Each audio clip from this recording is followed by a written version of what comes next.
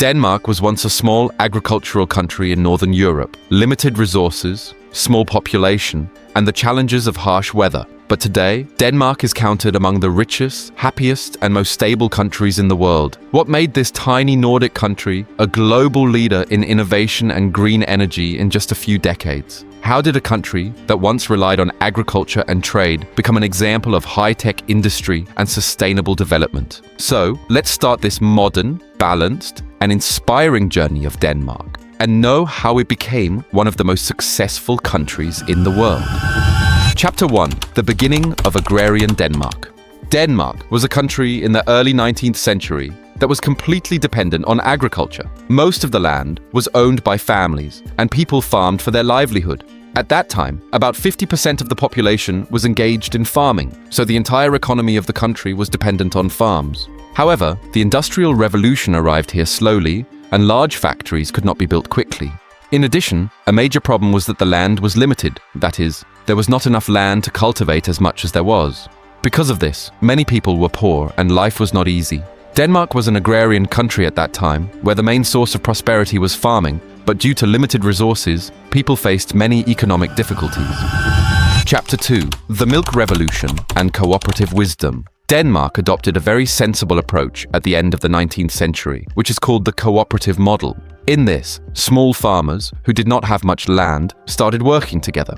Together, they started dairy and meat factories, which were called cooperative dairies. That is, they were owned by all the members, not just one person. The advantage of this model was that production increased, quality improved, and it became easier to sell goods abroad. One such big company, Arla Foods, is known all over the world today. The export of grains and dairy products started earning foreign exchange to the country and strengthened the economy. When the peasants began to work together, not only did their production increase, but the profits were also shared among the people. And this was a major reason for Denmark's progress. Chapter 3. The Green Revolution. Denmark completely changed its agriculture by the middle of the 20th century. The government increased investment in education and research related to agriculture, due to which farmers started getting new technology and better information. They started using advanced seeds, scientific methods, and modern machines, which increased production significantly. The effect of this was that the income of Danish farmers became the highest in Europe. At the same time, the spread of education also produced agricultural experts and engineers who made farming better. The special thing was that there were fewer large corporate farms, but small farmers were also using modern technology. Denmark took farming out of the traditional way and made it modern and scientific, and by 1950, it was one of the world's largest milk exporters. Chapter 4. The Call of Industrialization. Denmark began to focus on light industries in the next phase of its development after farming. During the 1950s to 60s, machinery, electronics, and food processing factories began to be built here.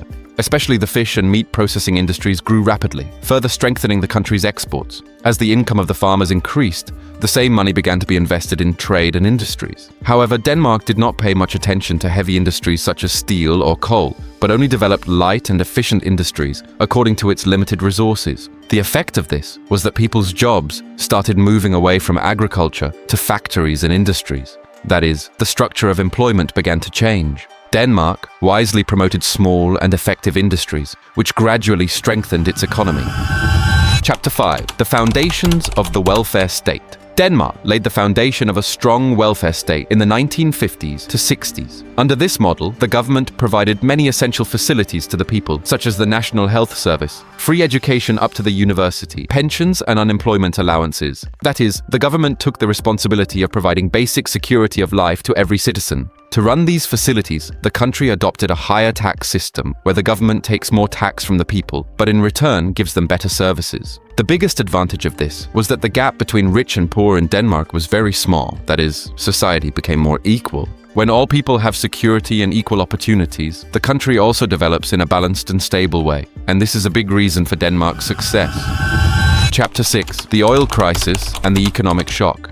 Denmark suffered a major setback from the 1973 oil crisis. The crisis led to a sudden spike in inflation and slowed down economic growth. Things became more difficult around 1980, when both inflation and unemployment began to rise. To handle this situation, the government had to change its policies, especially with new steps to control inflation. While this time was quite challenging for Denmark, it was this period that laid the foundation for further reforms. This crisis gave Denmark a chance to revamp its economic policies and become stronger for the future. Chapter 7. The Waves of Liberalization. Denmark made major changes in the 1980s and 90s to improve its economy. During this time, the government adopted economic liberalization, such as opening up financial markets, strengthening banking rules, and simplifying the tax system. At the same time, some government spending was also cut, so that the economy could remain balanced. The effect of these reforms was that the private sector started strengthening again and investment started increasing. At the same time, Denmark also started extracting oil and gas from the North Sea, which started getting additional income to the country and also helped in terms of energy. Gradually, due to all these steps, the economy started getting back on track and the pace of growth started picking up again. Denmark learned from the crisis and changed its system and made itself strong again. Chapter 8. Globalization and EU Accession. Denmark further strengthened its economy by embracing globalization during the 1990s to 2000s. In 1993, it accepted the Maastricht Treaty with certain conditions, making it part of Europe's economic structure. This gave Denmark easy access to European markets and allowed its companies to grow their business. During this period, Denmark's economy also began to change. Where it was previously more based on agriculture, now it has moved towards services and high-value sectors. For example, Novo Nordisk made a strong mark around the world in diabetes medications, and Maersk made a big name in the shipping industry. Denmark understood that a small country needed to connect to large international markets in order to thrive, and this strategy became an important part of its economic success. Chapter 9. The Era of Innovation. After 2000, Denmark started investing heavily on research and technology to strengthen its future. During this period, companies like Vestas became famous all over the world in wind energy, and companies like Grundfos in pump technology. Along with this, education also played a big role. Institutions like the University of Copenhagen and the Technical University of Denmark strengthened the country in engineering and research. Around 2010, Denmark began to pay more attention to renewable energy, which created new jobs and gave a new direction to the economy. Denmark understood that it was important to focus on education and research if it was to move forward in the future, and this strategy made it a strong and future-ready economy. Chapter 10. Equality and Social Models. Denmark is considered one of the most equal and happy countries in the world. There is little difference between the pay gap between women and men, health services are almost free, and the ways of working are flexible, such as work-life balance and in some places short working hours. This is why Denmark is often among the top 3 countries in the World Happiness Report. However, there are some criticisms of this model, such as high taxes and expensive houses in big cities. Yet, despite all this, a strong social security system keeps people low and maintains a better standard of living. Denmark has created a society where people enjoy security, equality, and a good life, and this is the real reason for its prosperity. Chapter 11. Population and Globalization. Denmark's population has grown over time, and immigration has been a major contributor to this. Today, about 15% of the people are foreign-born and are playing an important role in the country's economy. However, the biggest challenge is the proper integration of these people into society, such as language, education, and employment opportunities. Denmark's economy is no longer just local, but completely global. Large shipping networks like Maersk, Lego's international brand, and Novo Nordisk's global partnerships show how strongly the country is connected to the world. But there is also a concern that every person should have equal opportunities, especially in the field of education, so that no one is left behind. Denmark's strength is its global connectivity and diverse population, but for the future, it has to ensure that all people have equal opportunities and can be well integrated into society.